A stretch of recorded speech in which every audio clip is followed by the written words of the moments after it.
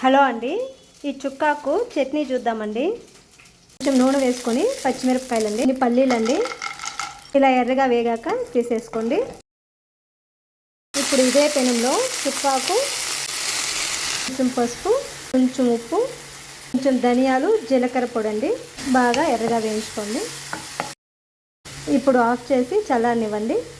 వేయించుకున్న పల్లీలు, పచ్చిమిర్చి ఇలా మెత్తగా మిక్సీ పట్టుకున్నాక ఇప్పుడు వేయించుకున్న చుక్కాకును కూడా వేసి మిక్సీ పట్టుకోండి. ఇప్పుడు అదే పెనంలో కొంచెం నూనె వేసుకొని ఉద్దిపప్పు, ఆవాలు, కొంచెం కరివేపాకు, సన్నగా కట్ చేసిన ఆనియన్స్ని కూడా వేసి ఎర్రగా వేయించుకోండి.